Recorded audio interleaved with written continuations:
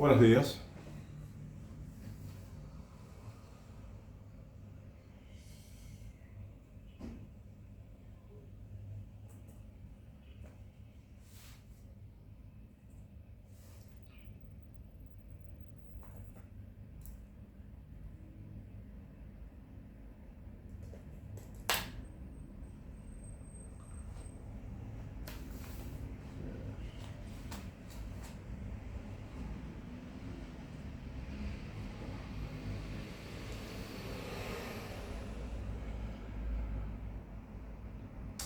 Hoy quiero comentarte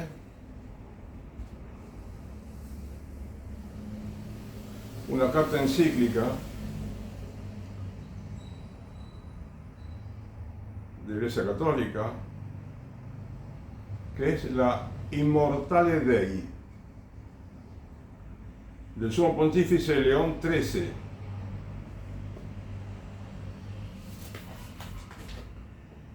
Del año 1885, 1 de noviembre, 1885. Bien.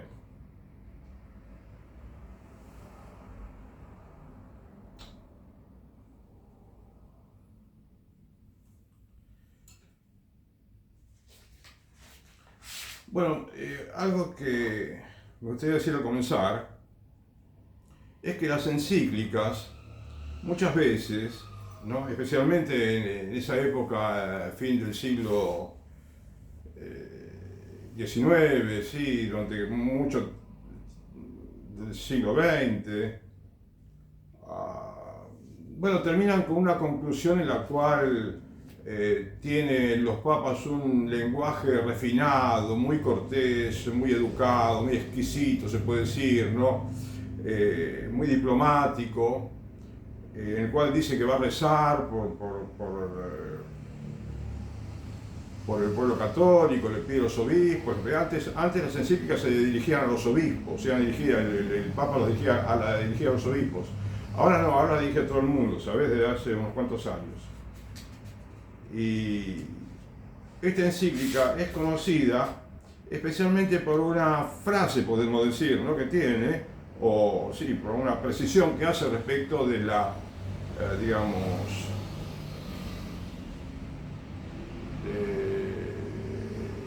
que la Iglesia Católica es una sociedad perfecta y el Estado también es una sociedad perfecta, ¿no?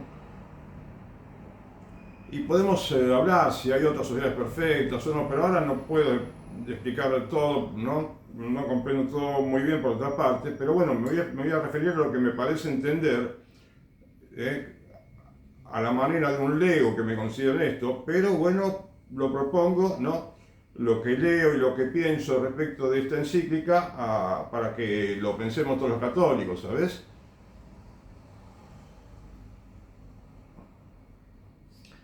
Bien.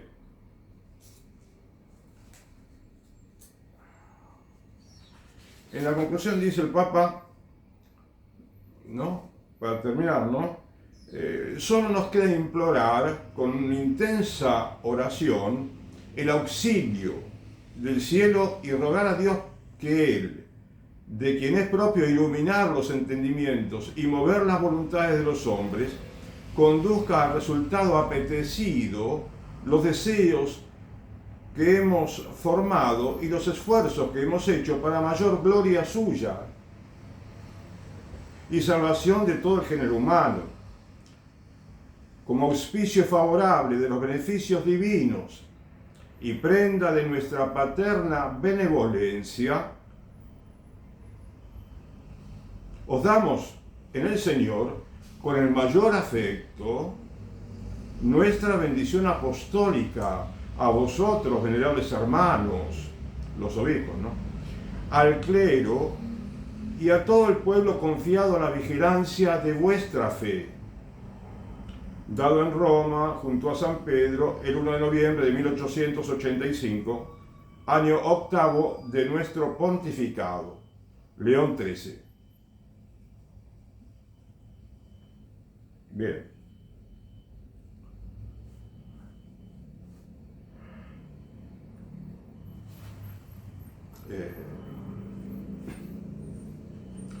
Bueno, como es un lenguaje muy amable, muy cortés, muy educado, ¿viste? Como era lindo, no solamente leerlo en la conclusión, sino también durante toda la encíclica. El Papa muchas veces utilizaba un lenguaje así muy refinado, muy trabajado, muy fino, ¿viste? Muy cortés, y eso es realmente excelente. No en muchos lugares, no en otros lugares se puede encontrar este tipo de, no sé si dialéctica, es decir, ¿no? Este tipo de lenguaje, ¿sí? Amable y bien católico, podemos decir, ¿no? Y está bueno, está muy bueno, ¿sabes? Solamente que acá, en esta encíclica, que tiene muchos conceptos muy buenos, te voy a decir, es decir,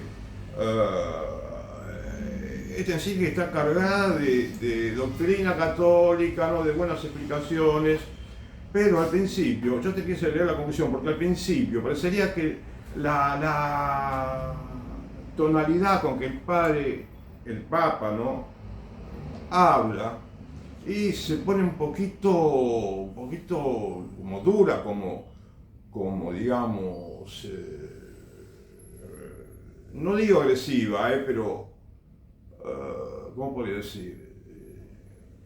Un lenguaje un poquito severo, ¿sabes? Bastante severo contra quienes, según el Papa, son los que critican a la Iglesia Católica, ¿sabes?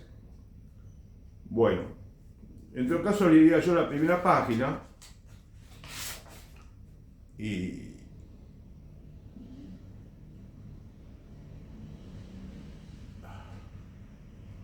para que tengas una idea de cómo es el principio, ¿sabes? Los conceptos que el Papa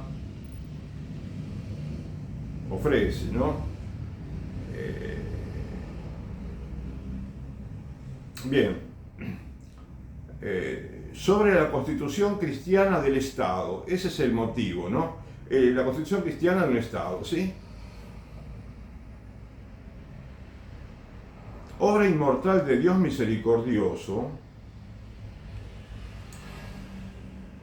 ¿Viste como dije? Obra inmortal, ¿sí? De Dios misericordioso. Y se llama Immortale Dei, que en latín significa Dios inmortal, ¿no? Así, algo así. Entonces empieza con la obra inmortal de Dios. Muchas veces, como dije, las encíclicas, o casi siempre, llevan al principio, en la primera frase, o como te digo, el título de la encíclica está contenido en las primeras palabras de la encíclica, ¿sabes? Como por ejemplo el documento del Vaticano Gaudium et Spes. Bueno, significa gozos y esperanza. Y empieza diciendo los gozos y la esperanza, todo eso. Bueno, obra inmortal de Dios misericordioso. La Iglesia, aunque por sí misma y en virtud de su propia naturaleza tiene como fin la salvación y la felicidad eterna de las almas, y también podríamos decir terrenal, ¿no? Procura, sin embargo, tantos y tan señalados bienes, aún en la misma esfera de las cosas temporales, que ni en número ni en calidad podría procurar los mayores si el primero y principal objeto de su institución fuera asegurar la felicidad de la vida presente. Bueno, lo dije un poco apurado, pero bueno, vos lo podés leer y lo meditas, ¿sí? Donde quiera que la Iglesia ha penetrado, ha hecho cambiar al punto el estado de las cosas. Ha informado las costumbres con virtudes desconocidas hasta entonces y ha implantado en la sociedad civil una nueva civilización. Es decir, trajo algo nuevo a la Iglesia Católica, nos trajo esa buena noticia, podemos decir, que Evangelio significa buena noticia, es lo que trajo Jesús, la buena nueva, ¿sabes? La buena noticia que viene a renovar todo el mundo, a traer una nueva felicidad, puede decir así, una felicidad más verdadera, ¿sabes? Bien, como dije, ya ha implantado en la sociedad civil una nueva civilización, lo cual los que recibieron esta civilización superaron a los demás por su equilibrio, por su equidad y por la gloria de su historia. Está todo muy bueno, ¿no? No obstante, una muy antigua y repetida acusación calumniosa, afirma que la Iglesia es enemiga del Estado y que es nula su capacidad para promover el bienestar y la gloria que ilícita y naturalmente apetece toda sociedad bien constituida. Desde el principio de la Iglesia, los cristianos fueron perseguidos con calumnias muy parecidas. Blanco del odio y de la malevolencia, los cristianos eran considerados como enemigos del imperio.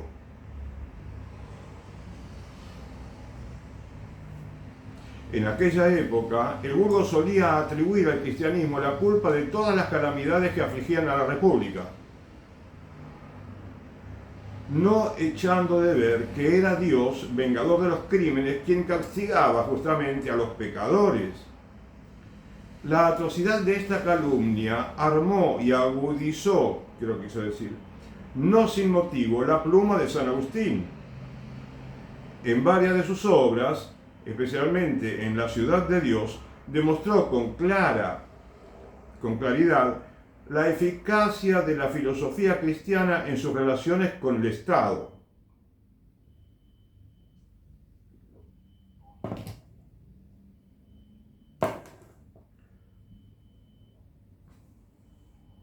Que no solo realizó una cabal apología de la cristiandad de su tiempo, sino que obtuvo también un triunfo definitivo sobre las acusaciones falsas. No descansó, sin embargo, la fiebre funesta de estas quejas y falsas recriminaciones.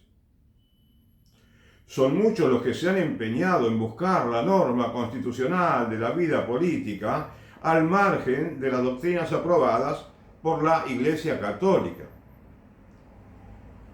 Últimamente, el llamado derecho nuevo, presentado como adquisición de los tiempos modernos y producto de una libertad progresiva, ha comenzado a prevalecer por todas partes.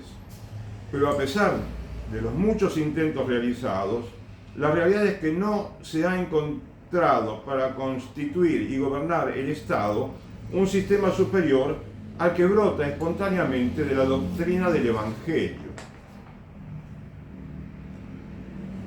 Nos juzgamos, pues, de suma importancia y muy conforme a nuestro oficio apostólico, comparar con la doctrina cristiana las modernas teorías sociales acerca del Estado.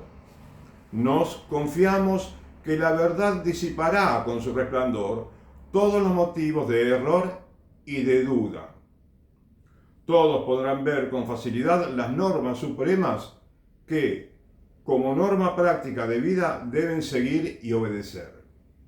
Bien, este es el texto de la introducción, ¿sí? Bueno, no sé si notaste que era un poquito fuerte, ¿no? El Papa cuando hablaba de los perseguidores, de los que critican a la Iglesia, que acusación calumniosa, afirma que la Iglesia es enemiga del Estado y que es nula su capacidad para promover el bienestar y la gloria que lícita y naturalmente apetece toda sociedad. Los cristianos eran considerados enemigos del imperio. En aquella época, el vulgo solía atribuir al cristianismo la culpa de todas las calamidades que afligían a la República. La atrocidad de esta calumnia armó y agudizó, creo que dice agudizó, porque no sin motivo, la pluma de San Agustín. Bueno,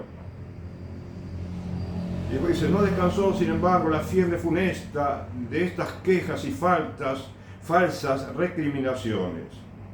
Son muchos los que se han empeñado en buscar la norma constitucional de la vida política en esas normas.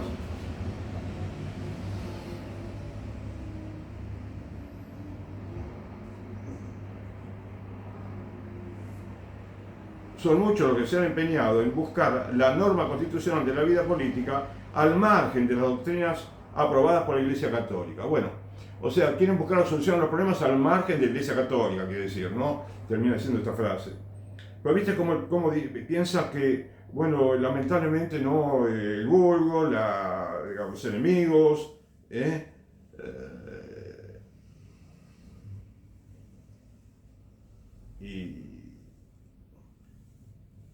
solía atribuir la culpa de todas las calamidades que afligían a la República a la Iglesia Católica. Entonces, ¿viste? Me parece que es bueno comentar un poquito todo esto, porque el Papa tiene toda la razón del mundo. La Iglesia siempre fue perseguida, especialmente en los primeros siglos fue de grandísima persecución. Pero, a ver, acá quizás tenemos que, ¿cómo te diría? Hacer un razonamiento más fino, ¿viste? Más específico, más profundo de cuál es, digamos, si hay una queja del pueblo, si hay, por ejemplo, deseo de revolución, como acá después se habla, que proponen la revolución y está muy mal. Porque, ¿qué pasa? Era una época en la cual había estaba como el mundo un poco revolucionado, ¿entendés? Y una especie de rebelión contra la Iglesia Católica en algunos países, no en muchos, creo, ¿sabes? Porque acá parece que está generalizando y no parecía todo tan general, ¿sabes? De tantos países. Bueno,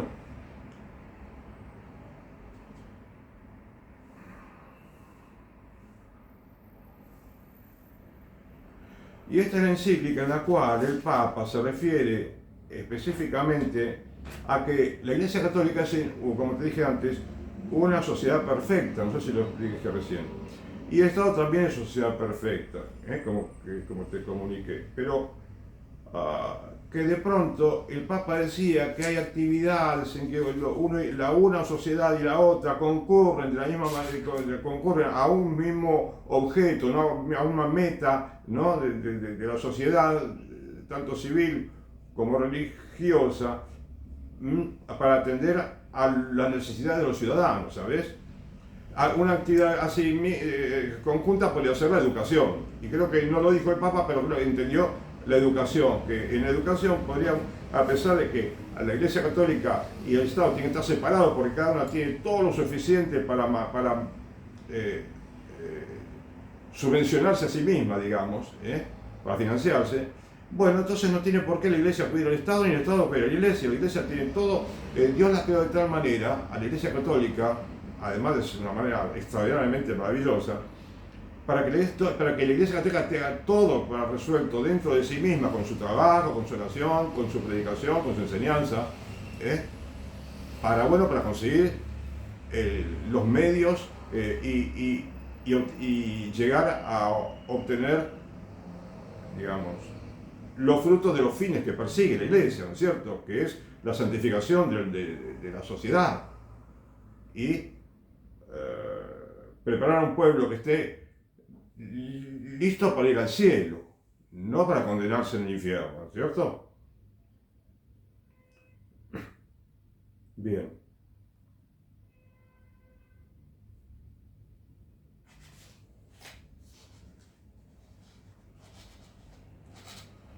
Y justamente menciona, como parece lógico cuando hablamos de la sociedad perfecta, menciona que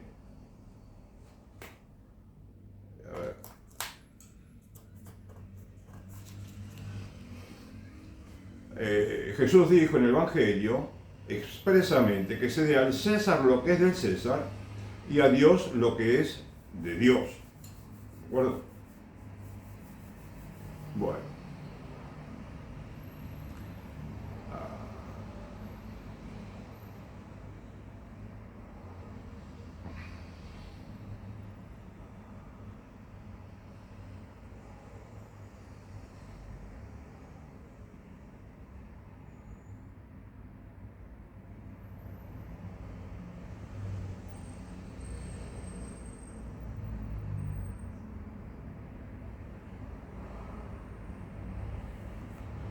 Bien. Entonces dice, a continuación, no obstante, y acá viene la frase más importante por la cual conocemos esta encíclica, que si bien todo lo demás es novedoso y bueno, pero esta frase es central. No obstante, sobrevienen a veces especiales circunstancias en las que puede convenir otro género de concordia que asegure la paz y libertad de entrambas potestades, Por ejemplo, cuando los gobernantes y el romano pontífice admiten la misma solución para un asunto determinado. Ejemplo, la educación de los niños y los jóvenes, ¿sabes?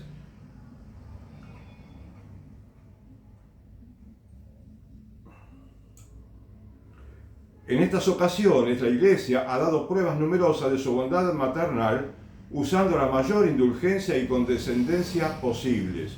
¿Ves? Acá parece estar como que se produce, en lugar de esperar la respuesta que vos esperarías, se produce otra frase distinta que dice, ¿no? Que no parece estar muy conectada con el razonamiento, porque empieza a decir, dice, sobrevienen a veces especiales circunstancias en las que puede convenir otro género de concordia entre las dos sociedades perfectas, ¿viste? Se refiere a eso. Que asegure la paz y libertad de entrambas potestades, la Iglesia y el Estado, ¿sí? Pueden convenir otro género de concordia, ¿sí? Cuando los gobernantes y el romano pontífice, es decir, el poder civil y el poder espiritual, admiten la misma solución para un asunto determinado. Fíjate, la misma solución. La misma solución. Entonces acá ahora se me ocurre pensar esto. La misma solución para la educación, la misma solución sería que si la educación del educando, ¿no? del alumno, tiene que ser, para el alumno en un mundo católico, tiene que ser que se le enseñe la religión, bueno, pues entonces, en ciertas ocasiones, ambas potestades podrían concurrir para que el alumno en la escuela reciba la educación religiosa que tiene que recibir. Entonces, pueden concurrir en la escuela la Iglesia y el Estado. Bueno, ahora fíjate, están concurriendo actualmente la Iglesia y el Estado en la educación. ¿Y qué sucede? Sucede que el Estado pone dinero para pagar a los profesores de religión, profesores que no enseñan mucho, no tienen ninguna fama buena, porque está siempre, como ya mencioné en otro video, la polémica de si tiene que enseñar educación católica específica cuando los chicos pueden tener distintas creencias, o puede hablar de la religión en general. Si habla de la religión católica, los chicos van a decir, o los padres, bueno, no lo traje a la escuela para que le den, digamos, para que le hagan una especie de, ¿cómo te digo? No sé, para que nos vengan a convencer de que tiene que creer en la religión católica, porque no es ¿no es cierto? No parece muy coherente con la escuela pública y las distintas creencias de los papás y los chicos. Entonces, ya sea que se enseñe la religión católica, que muchas veces no se puede enseñar muy bien por los profesores que van ahí, porque muchas veces los profesores no tienen una buena formación, ¿entendés? No, hace falta la persona que está más indicada para enseñarle al chico es el sacerdote. Es la persona indicada, la más, digamos, capacitada por varias razones, por la cantidad de estudios que tiene, por la formación espiritual inclusive que tiene, y científica, y litúrgica, y montones de aprendizaje que el padre hace, y además porque tiene la consagración, tiene el don, la gracia, el sacramento del orden, que es lo que le imprime carácter sacramental y una gracia especial para poder transmitir el Evangelio, ¿sabes? Digamos, la doctrina católica, está especialmente preparado, ¿sabes? No como nadie más en el mundo. Por supuesto, los laicos también hacen una labor extraordinaria, lo podemos ver en YouTube. Pero bueno, ves, concurren y irán ahí. Porque dice, fíjate, es increíble, es bueno tener en cuenta lo que dice. Sobrevienen especiales circunstancias en las que pueden convenir otro género de concordia, que aseguren la paz y libertad entrambas, dice entrambas como uniendo las palabras entre ambas, ¿no? Entrambas potestades, las dos sociedades perfectas. Por ejemplo, cuando los gobernantes y el romano pontífice admiten la misma solución para un asunto determinado.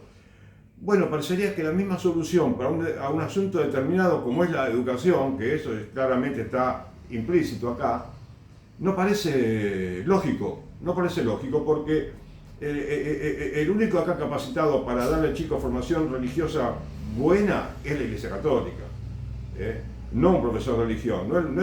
La religión no es una materia más, como parece en muchos países así, es una materia más y se le paga al profesor y ese profesor lo paga el Estado. Y a la vez el profesor es elegido por el obispo de la zona. Entonces ahí es donde se produce esta especie de, digamos,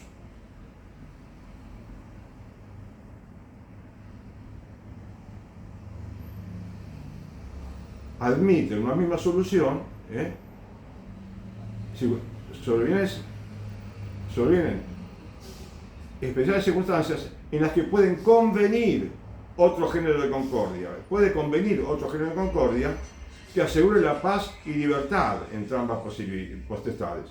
Bueno, entonces la educación, si la realizan el Estado, pagándole a los profesores y preparándolo, permitiendo que el obispo designe a los profesores, entonces, bueno, supongamos que hay 2 horas de clases semanales en la escuela pública.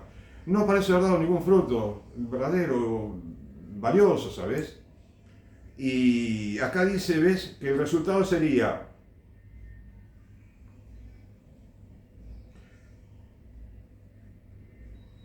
después que dice, para un asunto determinado conviene el concurso de las dos sociedades, bueno, eso produce, según acá este párrafo, dice,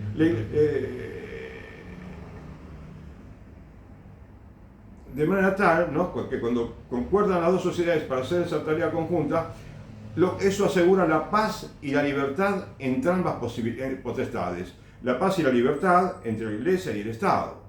¿Sabes? Decime vos si se entiende de otra manera, yo lo entiendo así. Para ese asunto determinado que es la educación. Entonces, en estas ocasiones, yo pensé que diría, bueno, es importante, que tiene razón de ser el asunto de que la Iglesia y el Estado pueden concurrir a esa tarea de educación en la escuela pública. Además de que en la escuela privada también la Iglesia Católica puede dar y tiene como deber vocacional enseñar la religión católica a los niños. Bueno, entonces, respecto de la escuela pública, ¿viste? Acá, bueno, termina el párrafo diciendo que yo pensé que la Iglesia decía que podía decir así, en estas ocasiones la Iglesia ha dado pruebas numerosas de que contribuyó bien, por ejemplo, a trabajar con el Estado para producir esa paz y esa libertad que hay entre ambas potestades, para producir esos bienes, esos frutos, digamos, esos resultados beneficiosos. Y después dice, en estas ocasiones la Iglesia ha dado pruebas numerosas de su bondad maternal, usando la mayor indulgencia y condescendencia posibles. Acá yo no puedo conectar bien, me cuesta conectar, sea que lo explique alguien, un teólogo, alguien que conoce este tema. ¿Qué relación hay en que cuando dice, la Iglesia ha dado pruebas numerosas de bondad maternal, usando la mayor indulgencia y condescendencia posibles, por ejemplo, en una situación en la cual concurren las dos potestades para atender un tema de la sociedad, ¿sí? Por ejemplo, la educación. Entonces, quisiera saber dónde está la bondad maternal, porque evidentemente que la Iglesia tiene bondad maternal, pero en esta situación específica me cuesta conectarlo todo, usando la mayor indulgencia. ¿Pero para qué? ¿Por qué? ¿Y para quiénes? Y condescendencia posibles. ¿Con quiénes condescendencia? ¿Sabes? Y este párrafo quiero analizarlo bien porque se trata acá de algo muy central, en el sentido de que a partir de esta frase, muchísimos sacerdotes, obispos, teólogos han querido demostrar que la separación de iglesia y Estado no tiene, por momentos no tiene que ser tan digamos, tajante, ¿no? De la escuela católica por un lado y la escuela pública por otro lado, totalmente, digamos, separados, en el sentido de que el Estado se ocupa de esa educación y la iglesia se ocupa de dar su educación católica en la escuela católica, ¿sabes? De todos modos, yo ya lo dije en más de un video,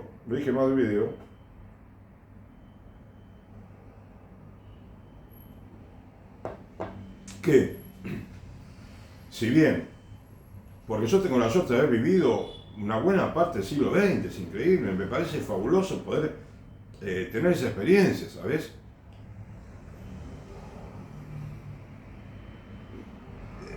Preguntame qué me enseñaron contra la Iglesia Católica en todos los grados de la primaria, que fui 7 grados. ¿Sí? Como ahora, 7 grados. Preguntame cuándo atacaron a la Iglesia Católica, según lo que mi experiencia, según mis vivencias, cuando yo escuché que se critique la Iglesia Católica, que se critique un dogma, o que se critique un pensamiento de los sacerdotes, o que se hable del matrimonio, o que se hable de la educación sexual, o que hablen de respeto por la vida en el seno materno. Nada. Es decir, nada en contra. Nada en contra, totalmente. Al contrario, pude, digamos, ahora que lo veo a la distancia, puedo notar que había un cristianismo tácito, ¿entendés?, en la sociedad. Un cristianismo, en el aire se respiraba cristianismo en aquella época, ¿sabés?, cuando yo hice la primaria. Y también la secundaria, todavía había un ambiente cristiano. Los chicos iban a catecismo, les enseñaban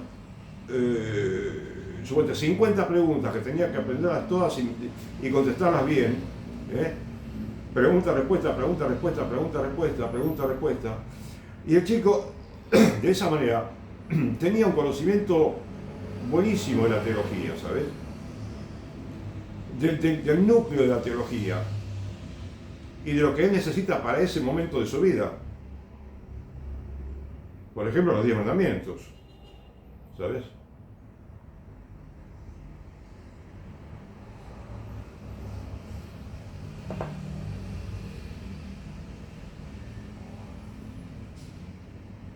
Y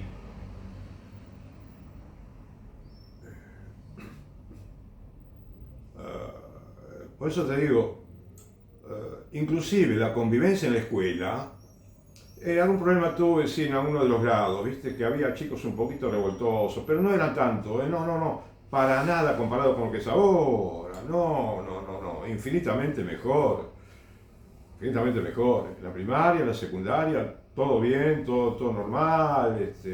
Por supuesto que siempre hay un profesor que no nos gusta mucho, aunque te digo, tampoco me quejo de los profesores y los maestros. Porque si bien a veces faltaba algún profesor, creo que no sé, pero la sociedad estaba mejor, ¿entendés? La sociedad era mucho mejor, mucho más educada. Había, pero, una conducta social que era 10 veces mejor que la actual. No existían los candados, las cadenas para las puertas, tres cerraduras, puertas de hierro. No había, ¿cómo te puedo decir? No había tanto miedo a los robos. Me acuerdo de hace mucho tiempo, no mucho, porque viste, antes, te estoy hablando del pasado que era mejor, pero hace unos cuantos años, cuando esto se mejoró todo, cuando empezó a haber mucha inseguridad, me acuerdo que en la provincia pasé por un lugar donde había locutorios, había teléfonos sí para hablar, no eran locutorios, había teléfonos para hacer llamadas, y estaba uno con un fierro muy duro y rústico, viste, atado a esa mesa donde estaba el teléfono, para que no se lo robe. O sea que, y bueno, hay muchos ejemplos distintos, ¿no? Y y burdos por momentos, que vos te sorprendías y decías, ¿cómo cambió Argentina? ¿Cómo cambió todo?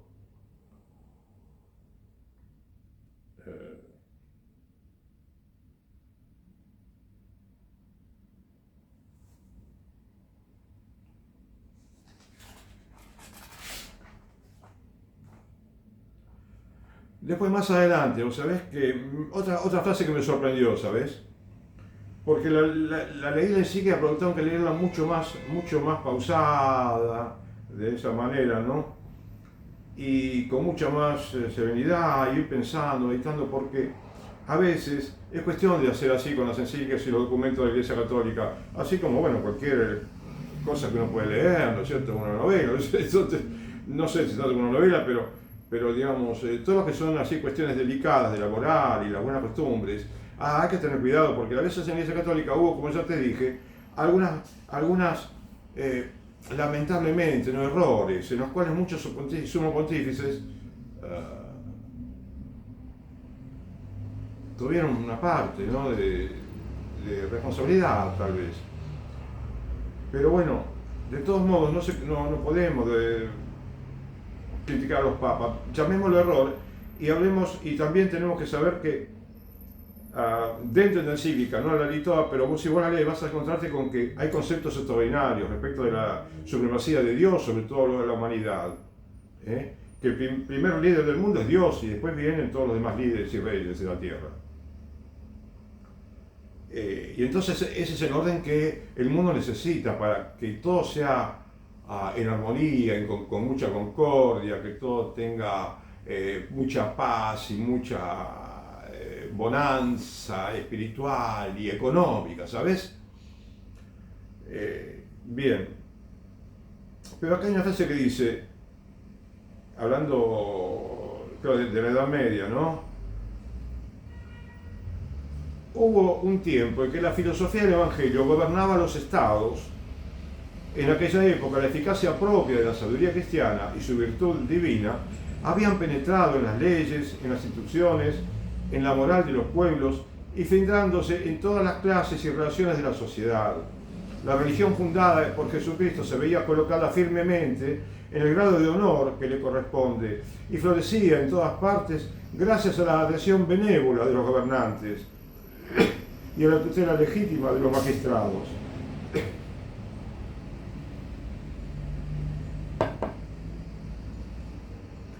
El sacerdocio y el imperio vivían unidos en mutua concordia y amistoso consorcio de voluntades. Vos sabés que esto no logro haberlo visto en lo que leí sobre la historia de la Iglesia, lo poco que leí, ¿no? En el pasado, es decir, hay pues, por supuesto, las épocas en que había muchos santos surgían en muchos lugares del mundo, bueno, principalmente en Europa, ¿no? Y que tenían una obra literaria católica majestuosa, ¿no? Por eso dije yo más de una vez que tendríamos que tener una biblioteca en Argentina, por lo menos una biblioteca, en la cual tengamos una gran parte de todos esos libros, pues son muchísimos, de que escribieron los santos, y dejaron tanta doctrina espiritual, tantas enseñanzas que son lo que puede reformar este mundo y hacerlo 100 veces mejor. Pero bueno, en fin, no me quiero separar tanto del tema. El sacerdocio y el imperio vivían unidos en una mutua concordia. Tan así fue siempre, ¿te parece? Y amistoso consorcio de voluntades. Esto es, no parece haber sido tan así. Porque si bien hubo, sí, épocas magníficas, gloriosas, ¿no? No dejaron de haber problemas. Por ejemplo, uno de los errores que duraron siglos, me parece que es el hecho de que la Iglesia haya querido cobrar el diezmo, ¿sabes? El famoso diezmo. Que todos los que trabajaban en el campo, ¿no es cierto? Principalmente campesinos, que todo era, provenía de la agricultura y la ganadería, lo que se producía, la gran mayoría de lo que se producía, ¿no? Y después, bueno, la industria del cuero, el vestido, la madera y demás, pero no era tanto, ¿no? Hoy en día la industria avanzó, se multiplicó, ¿no? Exponencialmente respecto del pasado. Entonces, ¿qué pasaba? El agricultor tenía que contribuir con un 10% de lo que producía. Y eso siempre fue antipático para el productor. Si lo estudiamos bien, creo que es así, ¿no? Y complicadísimo, ¿viste? Juntar todos esos granos en unos silos que tenían, una especie de silos que tenían a tal efecto, ¿no? Que cuando la gente aportaba de la parte de su producción. Yo creo que, además, la misma conformación jurídica de la Iglesia Católica, ¿no? Y administrativa, no estaba del todo perfecta. Como ahora mismo, después de 20 siglos de cristianismo, no tenemos, como ya lo mencioné muchas veces, ¿no? Como honestamente te digo que administrativamente la Iglesia necesita mejorar muchísimo. Desde el punto de vista de la organización también tiene que mejorar. Y también del reglamento jurídico interno de la Iglesia Católica, que hay aspectos que favorecen un poco más el poder del clero y disminuye un poquito la participación laical, ¿sabes? Entonces, qué maravilloso hubiera sido si los laicos estuviesen en gran número participando de las parroquias, de los obispados, del Estado Vaticano, ¿sabes? Y por eso la Iglesia tiene tantos inconvenientes y está decreciendo en el mundo, en la práctica de los sacramentos, en las vocaciones religiosas, en la gente que va a misa, en la cantidad de bautismos, en la cantidad de casamientos. Todo está disminuyendo. Todo está disminuyendo. Vos sabés que en Italia, estoy leyendo que en una artículo que tengo por acá, ¿no? Dice el texto de esa nota, en Italia, si esto sigue así, en 2031, que estamos a 5 años de 2031, como que ya no va a haber matrimonio católico. Tengo que leerlo nuevamente. ¿Sabes? Porque realmente no estoy 100% seguro. Pero es que, ¿cómo es posible? Mirá, el 80% de los católicos en Argentina, en Europa, en Australia, en Estados Unidos, en todos los países del mundo prácticamente, se casaban por la Iglesia Católica. Por más del 80% de los católicos. Hoy por hoy. Y el 20% no. El 20% sí se casa y el resto no se casa por la Iglesia Católica. Pero ese 20% se viene achicando cada vez más. En pocos años se acaba el 20%, ¿entendés? Se acaban los católicos que se casan por la Iglesia. Entonces, si tenemos un problema gravísimo en la Iglesia Católica, ¿por qué no meditamos bien todo esto que estamos diciendo aquí? Que de pronto los papas, ¿viste? No tenían una visión, supongamos, de conjunto de todos los siglos. Este papa le escribió la encíclica en 1885, donde todavía faltaba mucho tiempo de experiencia en todos estos aspectos, ¿no es cierto? De la liturgia, de la organización, de la administración de la Iglesia, de los sacramentos, de la práctica de la gente, de las vocaciones sacerdotales. Esto cambió de una manera, fue una especie de vorágine de cambios muchas veces negativos, ¿sabes? Incluyendo, con mucho respeto a los sacerdotes y deseo de que esto mejore, el tema de los abusos sexuales, ¿sabes? Que es una etapa histórica realmente muy triste, ¿sí? De todos modos, ¿viste? La Iglesia es una barca que no se va a hundir nunca. Y tiene la seguridad la Iglesia de que va a pertenecer hasta el fin de los tiempos, pero no quiere decir que no tengamos que hacer nada para mejorar la situación de la Iglesia Católica, ¿sabes? Y tal vez en esta época de la historia se están buscando soluciones a veces que no son las más adecuadas, ¿sabes? ¿Viste? Entonces, bueno, hace falta cambios en la parroquia, hace falta otra manera de encarar la educación católica en la escuela primaria y secundaria, inclusive universitaria. Hay mucho que decir acerca de la educación, por lo menos yo tengo algunas cuantas cosas que repetir, quizás más que decir, pero repetirlas con otra visión más acabada, se te puede decir, ¿viste? De cómo debe ser, por ejemplo, una educación católica en las escuelas. Es decir, yo te lo simplifico acá en una frase, si puedo. El dinero del Estado no es bueno para la Iglesia Católica, porque no le va a solucionar nada. Lo que acá hacen falta líderes que estén llenos de conocimiento religioso y con el corazón lleno de piedad religiosa y con el alma traspasada por las enseñanzas evangélicas, ¿sabes?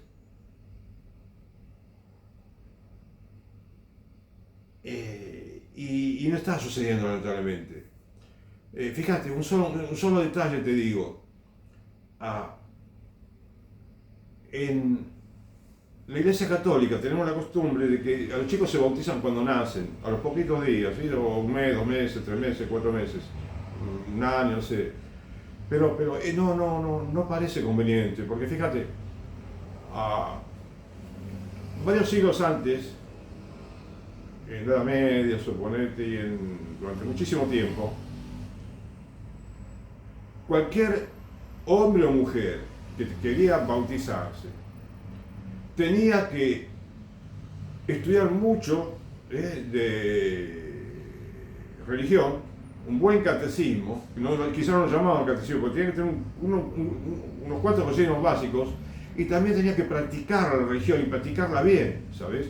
Y tenía que demostrar que practicaba la religión, si no me equivoco, aunque tengo que leer mucho más, ojalá que pueda leer, tenía que demostrar que practicaba la religión, que tenía condiciones morales, realmente demostrables, por lo menos en cuanto a la práctica religiosa, al conocimiento de la religión, la Sagrada Escritura, los Evangelios, por ejemplo, tener conocimientos mínimos, y de la doctrina católica. Entonces, recién se lo bautizaba y tardaba tiempo en bautizarse.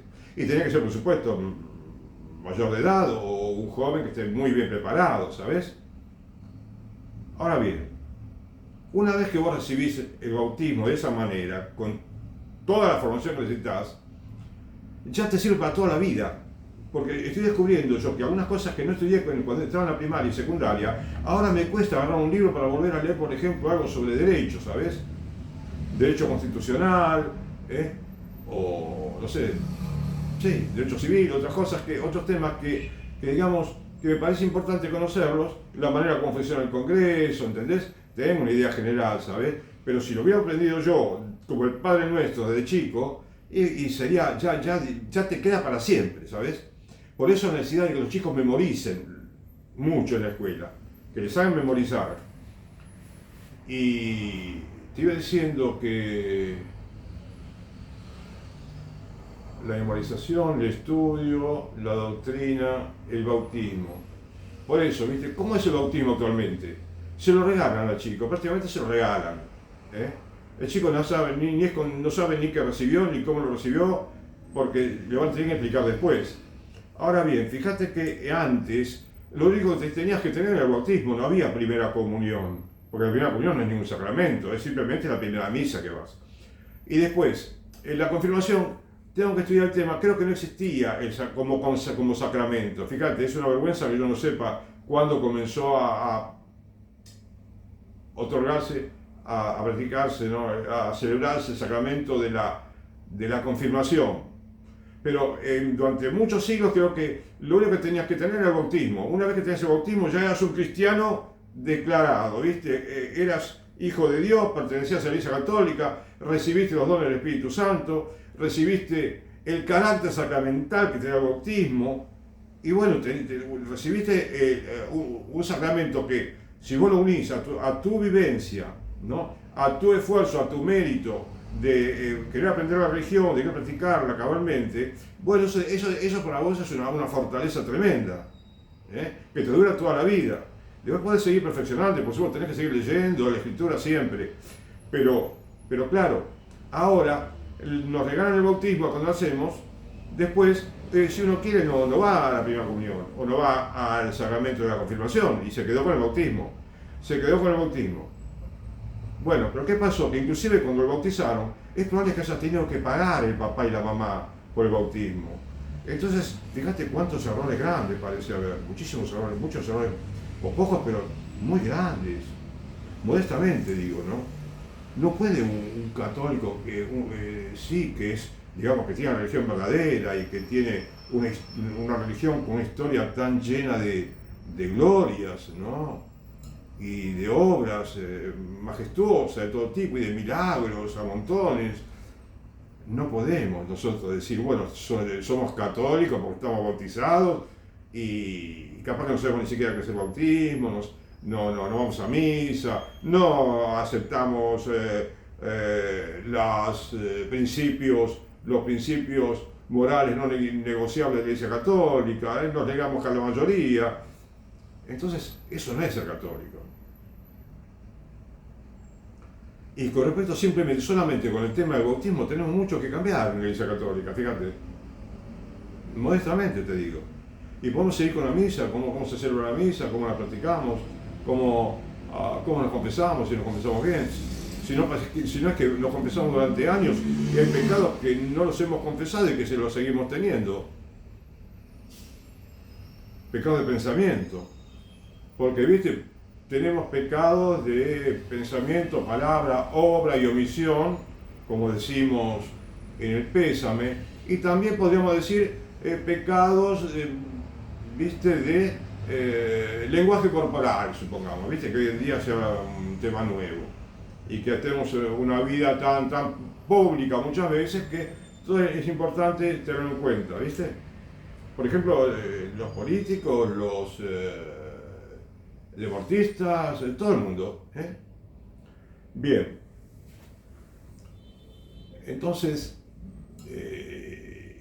fíjate, si seguimos hablando de los sacramentos, si hablamos de la liturgia, si hablamos de la formación católica que tienen que recibir los niños, del catecismo, si hablamos, por ejemplo, del catecismo, en el cual que le decimos catecismo a la preparación catequística que el chico recibe, ¿no? Para poder tomar la primera comunión, como decimos, que me parece que no tendría que llamarse así primera comunión, ¿sabes? Tendría que el chico, como te digo, bautizarse cuando tiene, suponete, 7 años, que ya está en pleno conocimiento de lo que hace y que tiene uso de razón. Bueno, está bien, no es lo mismo que 18 años, pero el chico hasta le hace muy bien, ¿sabes por qué? Porque lo que aprende de memoria a los 7 años, le conviene más aprenderlo a esa edad cuando tiene 18, ¿entendés? Para bautizarlo. Ahí sí que poner todas las fichas en la educación católica y al chico hacerle memorizar todo lo que pueda, ¿viste? Oraciones y párrafos del Evangelio, parábolas, porque se lo aprende, el chico se aprende todo. Especialmente si le das un acicate, si le das un premio, me parece, ¿sabes? Si lo vas, digamos, lo vas recompensando por el esfuerzo que pone, ¿sabes? Y el chico después se da cuenta de que esas recompensas eran como las rueditas de la bicicleta, que se las ponen al principio para que el chico no se caiga de la bicicleta, pero después no las necesita. Quizás después no van a estar recompensas porque él por sí mismo va a descubrir, se va a apasionar con el Evangelio, con la vida católica, con el apostolado, con el estudio, con leer vida de santos, con leer lo que enseñaban los santos, ¿sabes? Con leer las historias extraordinarias del Antiguo Testamento, con sacar lo bueno, y todo eso, transfigurarlo siempre con el Evangelio, ¿sabes? Con la buena nueva que trajo Jesucristo, nuestro Señor. Y bueno, y es todo apasionante. Así que mira, ¿cómo te puedo decir?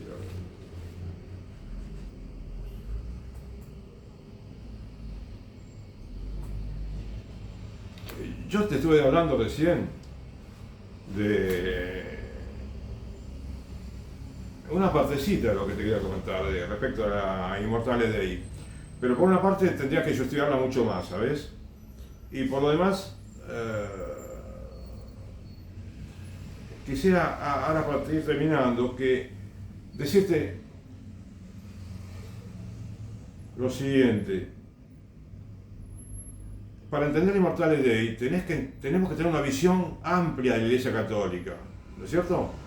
Como si yo te fui conectando el tema de ese momento en el cual concurren las dos sociedades, ¿no? Según el Papa León XIII, y entonces es bueno una tarea conjunta, ¿no? o por lo menos que los dos colaboren, por ejemplo con la educación religiosa, que el Estado también contribuya a la educación religiosa. No puede el Estado contribuir a la educación religiosa, ¿sabes? Ni con dinero, ni con profesores, ni con ayuda de nada. Me parece deducir, ¿sabes? Según la lógica, la lógica cristiana, ¿sabes?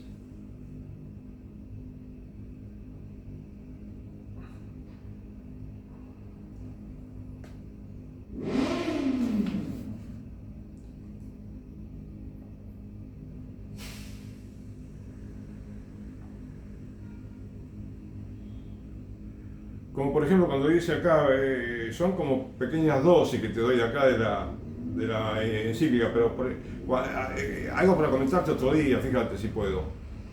Dice, entre sus principales obligaciones del Estado, deben colocar la obligación de favorecer la religión, defenderla con eficacia, ponerla bajo el amparo de las leyes, no legislar nada que sea contrario a la incolumidad de aquella. A ver, fíjate, si hay algo que ayuda a la religión católica hoy en día, es leyes a favor de la vida, que no vayan en contra de la vida. Leyes que que legislen solamente sobre el matrimonio hombre-mujer, no hombre-hombre y mujer-mujer. Que no tenga que haber educación sexual. Esto no es tarea conjunta. Esto es simplemente que, no sé es decir, mejor dicho, puede ser muy interesante lo que dice el Papa y necesario, pero ¿no te parece que en lugar de favorecer a la religión como un todo, a la religión entendido por la religión, el clero de la Iglesia Católica, ayudarlo, o las parroquias, o el obispado, o el Vaticano, o los papás de los alumnos de que van a la escuela, ¿no es mejor focalizarse más en las leyes? Pero las leyes no que favorecen a la religión, claro, sí, que favorecen a la religión, pero estas leyes, las leyes que tienen que ver con la vida, la ley que tiene que ver con la muerte, la eutanasia, la ley que tiene que ver con la educación sexual, que no tiene que haber nada. Para eso está el catecismo, que ya es suficiente, y más que suficiente, ¿sabes? Y por supuesto, algunas nociones más del tema, ¿no? Del tema que se le puede enseñar al papá y la mamá. El papá tiene que tener digamos, el coraje, ¿no? La valentía de hablar de ese asunto. Y también la alegría puede tener, porque puede hacerlo de una manera extraordinaria con el niño. Y solamente el papá puede transmitirle algunos temas que otros quizás no se lo enseñan bien. Un papá que esté bien formado religiosamente, ¿sabes? Un sacerdote en la confesión. Si el chico se confiesa cada 10 días, suponete, bueno, o cada 7 días, que vaya, no tantas veces, va a hablar tantas veces con el cura le va dando grajeas de religión ahí, ¿no? Y de moral. Y el chico se va ateniendo a lo que dice el cura, que está a la vez el cura en total sintonía con la doctrina católica, ¿sabes? Con la ortodoxia católica. Entonces, por ese lugar sí, por ese lado está perfecto, pero a veces confundimos el favorecer la religión con favorecer con dinero, ¿sabes? O con decirle, mire, esta escuela es pública, es municipal, pero trabajenla ustedes a una congregación, trabajenla ustedes y ahí enseñan a los chicos. No, ahí no, porque la iglesia tiene que trabajar con su dinero, con sus propiedades, que las puede tener y las tuvo y las tiene y las va a tener siempre y cuando, modestamente, realicemos las reformas profundas que hay que hacer en la administración, en la organización, en la enseñanza de la teología, en la predicación, en la enseñanza, sí, en la enseñanza a toda la gente, a todo el mundo. Bueno, pues yo voy a rezar, como dice el Papa acá cuando él dice reza al final de la encíclica. Voy a rezar también, rezo todos los días por la iglesia, trato de rezar siempre por la iglesia católica, porque me parece la institución más extraordinaria que hay en la tierra. Potencialmente también, ¿sabes? Porque está Jesús, pero Jesús quiere un cuerpo que se perfeccione cada día más. El cuerpo místico de que es la iglesia, ¿sabes? Y para ello, bueno, tenemos que quizás trabajar un poco más, estudiar mucho más, ¿sabes? Esforzarnos por practicar las virtudes, dedicar tiempo a la oración, a la lectura, al estudio, usar la memoria, memorizar todo lo que podamos, aunque no somos niños de 10 años que aprenden todo tan fácilmente. Bueno, tratemos de ir memorizando oraciones, ¿sí? Y si podemos, párrafos del Nuevo Testamento y otros libros de la Biblia, ¿sí? Amén. Bueno, yo creo que te hablé de una manera muy desordenada y no muy así. eh, en fin, eh, esto es lo que hoy yo quería comunicarte, ¿sabes?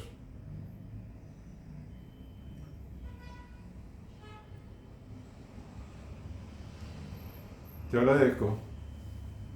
Que Dios te bendiga.